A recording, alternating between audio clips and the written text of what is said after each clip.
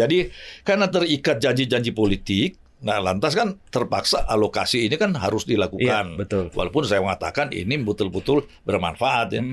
Tapi yang lain-lain, nah ini yang persoalan kan, Iya, Pak. dengan bertambah gemuknya kabinet dan lain-lain ini Iya, kan iya. cerita lain. Iya. Nah ini tentunya dan kita harus sadar bahwa selama ini APBN kita kan sangat berperan menjadi roda ekonomi kan. Paling enggak ya perhotelan kan, tidak Iya, ada seminar dan lain-lain. Perjalanan Ini kan dinas ya Pak. dinas itu. Nah, ini tentunya akan lebih memukul ya. Jadi kembali ke tadi, kenapa sampai ekonomi ini mandek? Ini sebenarnya bukan baru sekarang. Ini klimaksnya apakah sudah lebih transparan atau pencitraan sudah tidak sekental dulu sehingga dan satu waktu pencitraan juga akan meledak kan. Benar. Kita nggak bisa tutup-tutupi terus.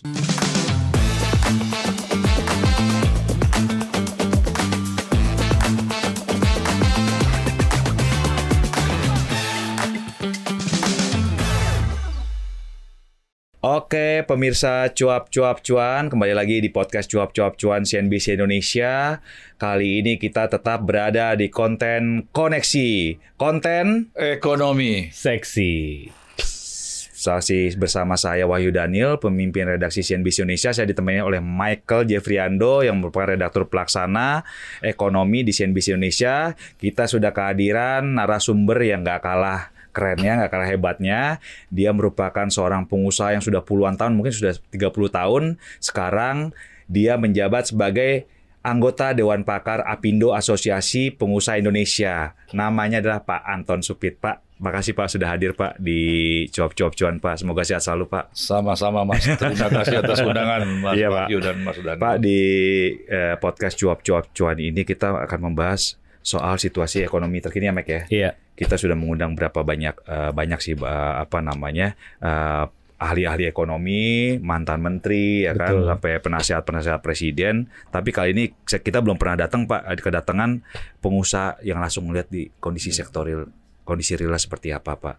Menurut Pak Anton nih sebagai pembuka Pak, kondisi ekonomi Indonesia sekarang seperti apa sih Pak di mata pengusaha Pak? Boleh ceritain Pak?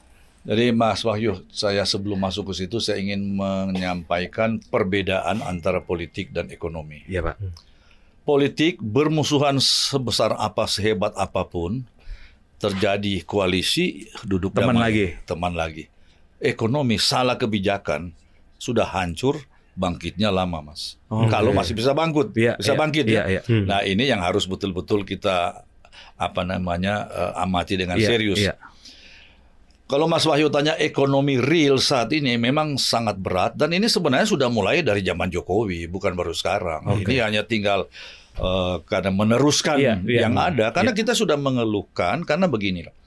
Kalau kita bicara suksesnya di dalam 10 tahun Pak Jokowi ini, artinya indikasi yang kita lihat kenapa yang namanya masyarakat kita masih ada 140 juta orang tidak sanggup bayar BPJS Kesehatan, dibayar pemerintah. Iya. Iya, betul, disubsidi ya Pak istilahnya. Disubsidi. Kedua, angka pengangguran. Iya. Memang saya tidak tahu yang benar yang mana ini. Kalau BPS mengatakan 8 jutaan orang sekarang, ini makin hari makin turun. Iya. PHK juga berbeda. Betul. Saya bisa buktikan bedanya di mana. Tapi kalau kita buka lembaran pada waktu membuat undang-undang Cipta Kerja Iya. dengan sistem Omnibus Law, itu sangat jelas dikatakan bahwa pencari kerja ada 45,8 atau 0,6 juta orang. Nah, jadi sebagai pemerintah, Mas Wahyu, kalau Mas Wahyu yang harus memutuskan, kita harus bikin strategi untuk mengatasi berapa banyak orang butuh lapangan pekerjaan. Betul. Nah, yang 8 juta atau 45. Iya. Artinya kalau kita masih menggendong zaman Pak Jokowi ini 10 tahun masih menggendong 45 juta pengangguran, itu jangan main-main dari 130-an juta orang labor force. Iya, iya. Ini bukan 8%, 7% lagi, sangat besar. Betul. Nah, akibat ini tidak ada pekerjaan. Belum kita bicara dari segi kriteria pekerja. Kalau kita bicara yang formal worker dan informal worker, itu masih sekitar 60% informal worker, Gede juga ya, Pak. 40%, dan itu sampai hari ini begitu. Jadi Pak, informal itu maksudnya yang gajinya nggak tetap kan Pak? Ya? Nah, jadi gini, kalau formal seperti kita lah. Iya, betul. Setiap bulan terikat, ada dapat gaji, dapat upah, betul. termasuk buruh formal itu. Betul, Pak. TNI, Polri, dan lain-lain. Iya. ASN. Yang informal itu yang memang ada yang memilih mungkin informal, ya, tetapi umumnya adalah yang pertama tidak ada jaminan sosial. Umumnya ya. Iya. Kedua, tidak ada kepastian dia dapat gaji apa enggak? gaji atau tidak. Itu masih hampir 60%. Coba buka data-data BPS. Iya. Artinya selama ini di bawah terus. Jadi lantas kita sebenarnya sudah kritis juga dari saat itu. Tapi saat itu kan semua lagi demam dengan kesuksesan Pak Jokowi, ya sudahlah, saya tetap bersuara aja gitu. Iya, Pak. Ya kan? Iya, Pak. Faktanya kan begitu. Betul. Nah, jadi ini terbawa sampai hari ini. Nah, kebetulan Pak Prabowo kan punya janji-janji politik. Antara lain sebenarnya makan siang gratis yang berubah makan bergizi. Tapi begini, saya tidak membela makan siang gratis atau makan ini. Saya akhirnya difasilitasi oleh Pak Rahmat Pambudi dan Pak Dadan, Badan Gizi Nasional ini melihat penyelenggaraan makan bergizi gratis di dapur yang sebagai pilot project di Warung Kiara Sukabumi. Mas Wahyu, memang sangat memprihatinkan. Kenapa, Pak? Karena saya lihat gini ya. Pertama saya cerita dulu sistem kerja. Kebetulan manajer sana itu hebat, namanya Insinyur Pahmi. Dia masih muda, alumni IPB, jadi dedikasinya dia tata dapurnya itu demikian rapi. Bekerja 3 shift. Masuk jam 3, masak jam 3, jam 7 pagi, jam 10. Jam 3 pagi untuk anak-anak SD yang makan jam 9. Benar. Masuk itu dapurnya bersih, kita harus buka sandal, dan untuk AC-nya tidak keluar pakai segala macam seperti masuk cold storage itu ya. Nah, dan cara bekerjanya mereka melalui koperasi. Koperasi inilah yang membeli dari masyarakat. Jadi dari segi ekonomi masyarakat ini ada menghidupkan ini ya. Jadi tidak langsung daripada perusahaan-perusahaan besar. Jadi telur, ikan dari semua mereka. Nah, kenapa melalui koperasi? Karena mereka lebih gampang dalam kalau ada sistem klaim atau kualitas. Setelah itu kita melihat di seberangnya sekolah SD. Jam 9 pagi dia makan. Situ ada tempat cuci tangan dan sudah ada duduk bersila di selasar. Kepala sekolah menceritakan itu yang membuat kita juga terharu. Kan dananya saat itu 15.000. Iya, Pak. 5.000 susu, 10.000 itu nasi. Lauk itu berupa ikan, daging atau ayam atau telur. Sayur dan buah. Nah, sekarang susu hilang katanya, hilang, tetapi nggak tahu akan digantikan atau pokoknya dana turun 10.000. Saya nggak ikuti persisnya. Yang mengharukan adalah susu ini minum hari ini, besok tidak minum, dibawa pulang untuk adiknya atau untuk orang tuanya. Daging karena mahal dia ambil sedikit, bagi-bagi, makan, sisa dia bungkus bawa pulang. Artinya kalau kita lihat dengan situasi 140 juta rakyat yang tidak sanggup bayar BPJS kesehatan. Mereka bilang ada markup, tapi masa markup 50%? Benar. Tapi katakanlah markup 50% atau salah tulis, salah membagi 70 juta, Mas. Masih gede juga, Pak. Gede juga, Mas. Nah, jadi kemiskinan kita resminya kan 28 juta. Benar. Jadi 3 kali kalus 50%. Benar. Jadi bagaimana? Jadi sebenarnya niat makan bergizi ini adalah sebenarnya pertama kalau anak-anak ya dengan asupan protein hewani dan nabati kurang, ya itu dia terjebak dengan kemiskinan struktural. Karena dia ini kurang protein, kepintarannya juga tidak memadai. Ya kalau sekolah pun pas-pasan. Ya mungkin ada 1-2 orang lah yang sukses ya. Ada juga yang saya surprise juga. Pernah ada di viral satu anak tukang becak itu bisa menjadi sekolah luar negeri sampai S3. Tapi itu kan exception, Mas. Benar, nggak tidak banyak, secara umum. Sedikit banget. Kesehatan ini kalau daya saing salah satu kesehatan fisik. Bagaimana bisa bersaing dengan dunia luar kalau dari segi itu memang benar. Jadi karena terikat janji-janji politik, Nah, lantas kan terpaksa alokasi ini kan harus dilakukan. Iya, betul. Walaupun saya mengatakan ini betul-betul bermanfaat ya. Tapi yang lain-lain, nah ini yang persoalan kan. Iya, Pak. Dengan bertambah gemuknya kabinet dan lain-lain ini kan cerita lain. Iya. Nah, ini tentunya dan kita harus sadar bahwa selama ini APBN kita kan sangat berperan menjadi roda ekonomi kan. Paling enggak ya perhotelan kan tidak ada seminar dan lain-lain. Perjalanan kan dinas ya Pak. Dinas itu. Nah, ini tentunya akan lebih memukul ya. Jadi kembali ke tadi, kenapa sampai ekonomi ini mandek? Ini sebenarnya bukan baru sekarang. Ini klimaksnya apakah sudah lebih transparan atau pencitraan sudah tidak sekental dulu sehingga dan satu waktu pencitraan juga akan meledak kan. Benar. Kita nggak bisa tutup-tutupi terus. Nah, disitulah sekarang kita lihat kenapa ini dia menjadi masalah ekonomi ini mandek karena ini kan kayak lingkaran setan. Iya, iya. Investasi tidak masuk, lapangan kerja tidak ada. Dia tidak masuk karena memang iklim investasi juga tidak dibenahi secara benar. Karena tidak ada lapangan pekerjaan, jadi tidak ada income buat masyarakat terutama di bawah. Dan akibatnya pajak juga menurun seperti sekarang ini kan. Nah, jadi ini akumulasi ini sehingga kalau ini kita biarkan terus, saya kira sangat serius. Berat, ya, Pak. Pak, karena ini berbeda ya dibandingkan yang disampaikan dengan pemerintah gitu ya Pak. Karena kalau kita lihat data makroekonomi kan bagus banget gitu. Bahkan kita di G20 masih top 5 lah gitu kan. Dan selalu disampaikan oleh para menteri berulang-ulang kali kita lebih baik dari Cina dan lain-lain gitu.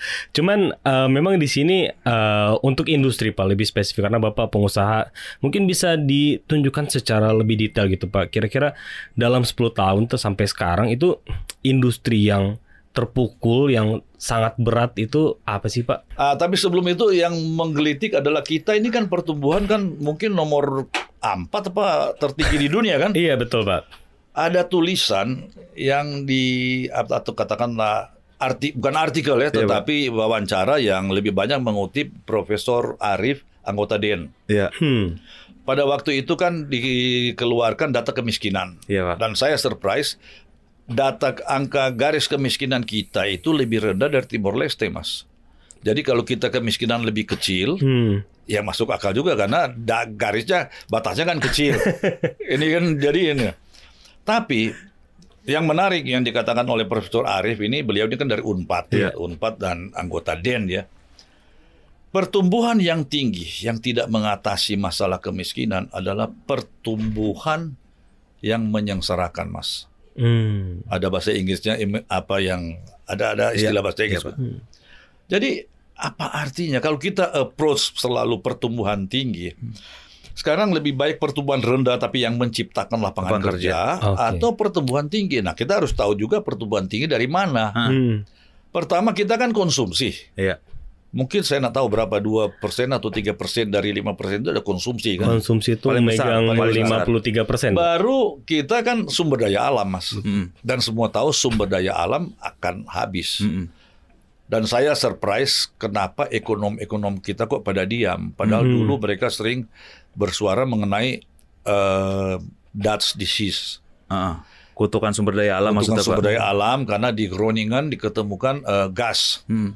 Jadi Belanda ini negara kecil dapat gas ini kan wah dari APBN dia kan udah hidup dari itu dan seterusnya menelantarkan yang real. Betul. Setelah habis baru kewalahan. Nah, sekarang pun sebenarnya menurut saya kita juga semacam Dutch disease ini karena apa? Di setiap negara yang saya bukan ekonom ya, tetapi kalau kita lihat perkembangan adalah dan menurut ya saya kutip aja para ekonom mengatakan awal-awalnya selalu kan agraria. Betul. Agraris pertanian ya Pak. Pertanian. Nah, setelah itu manufacturing dan jasa. Nah, beberapa 20 atau 30 tahun lalu pernah datang satu profesor Cho Dong-sung. Dia dari Seoul University. Waktu itu lagi rame bicara teori Berliannya Michael Porter mengenai daya saing. Iya Pak. Faktor-faktor apa yang membuat satu negara punya daya saing tinggi. Nah, si Michael Porter ini kan Amerika. Jadi dia mengadakan sampling di Eropa 6 negara, di Amerika sendiri 1, 3 di Asia, Korea, Jepang, dan Singapura. Partner dia di Korea si Cho Dong-sung ini. Nah, dia menceritakan situasi Korea. Korea di awal pada waktu merdeka 90% lebih agraris. Pertanian ya Dia Pak. tidak punya apa-apa itu. Nah, sekarang itu ya kira-kira 20-30 tahun lalu dia bilang pertanian tinggal 4%, manufacturing 20-an, 70 services. Kita ini selalu istilahnya leapfrog, lompat katak. Agraris juga belum ditata betul. Manufaktur apalagi. Manufaktur sekarang kan saya berani mengatakan deindustrialisasi. 18% kan data-data pemerintah. Iya. Dan kita services juga belum. Nah, Apalagi. yang sangat disayangkan ada beberapa ya anggota kabinet juga yang merasa padat karya ini sudah harus ditinggalkan. Saya sependapat kalau ada opportunity yang bisa menciptakan lapangan kerja. Benar. Tapi jangan lupa kita ini menggendong angkatan kerja dengan kriteria atau dari segi pendidikan SD ya Pak. hampir 60% atau sekitar itu maksimal SD SMP. Lebih banyak didominasi SD dan SMP. Dan hampir sama juga angka itu 60 informal worker, bukan sektor informal worker, 40 ya. Nah. Jadi dalam kondisi begini ya kita butuh padat karya, Mas Wahyu. Iya betul. Nggak bisa kita, karena itu harus ramah terhadap industri padat karya. Jadi jangan anggap enteng, dan itu yang China, Korea, Taiwan, dia kan mulai dengan padat karya semua. Sampai sekarang saja garment dari China masih ekspor 200 miliar dolar. Kita ini 13 miliar dolar, 12 miliar, sekian tahun stagnan. Jadi bayangkan kita ini menurut saya tidak punya strategi yang pas untuk mengatasi masalah kita kan. Nah, jadi ini yang susahnya ya, setelah memang kalau saya lihat, kalau dulu zaman Pak Harto itu kita harus akui ada tim Pak Wijoyo yang sangat solid. Ahli ekonomi semua tuh Pak. Bappenas saat itu sangat berperan. Benar. Proyek, jadi gini, walaupun sudah disetujui oleh Departemen Teknis, umpamanya bikin airport, saya baru dapat viral 8 airport yang idle. Iya betul. Internasional Pak ya. Internasional. Jadi dulu walaupun sudah disetujui, tapi Bappenas yang akan menseleksi mana yang bisa, mana tidak. Sekarang kan tidak ada. Sehingga kapital kita yang terbatas kan terbuang-buang begitu saja, Mas. Apalagi bangun itu Pak. Apa yang di Kalimantan, ibu kota apa tuh? IKN. Gimana Bisa tuh? lupa. Itu juga buang-buang. Gimana itu Pak? Gini Mas, Itu saya juga dari tadi begini, ngomong begitu, Pak. saya ini rakyat kecil, Iya, tidak Pak. ada bersuara, tidak punya hak. Tetapi sejak awal saya bilang gini ke teman-teman, harus dipisahkan antara ibu kota negara dan pusat pemerintahan. Iya. Kuala Lumpur sampai hari ini ibu kota negara, pusat pemerintahan di Putrajaya. Putrajaya betul. Dan biasanya kalau pusat pemerintahan itu sepi dan tidak ada investasi. Yang namanya kan pusat pemerintahan. Nah, sekarang kita pindah menggabungkan pusat pemerintahan pusatnya mengharapkan investasi. Benar. Saya tidak tahu apa sebodoh itu si SoftBank itu menjanjikan 100 miliar dolar atau kita yang salah tangkap, tapi kan masa Nggak mungkin ya Pak ya? ya itu rasanya kan cuma waktu itu kalau saya ngomong gini orang anggap oposisi macam itu kan, tapi itu saya ngomong Mas. Yang pindah ibu kota betul-betul itu Amsterdam juga sama, tetapi ibu kota Den Haag pusat pemerintahan. Yang pindah ibu kota betul itu adalah Brasilia. Iya. Rio de Janeiro pindah ke Brasilia. Dan kalau malam kota mati itu. Brasilia Pak. Brasilia. Jadi tidak memang namanya pusat pemerintahan kan.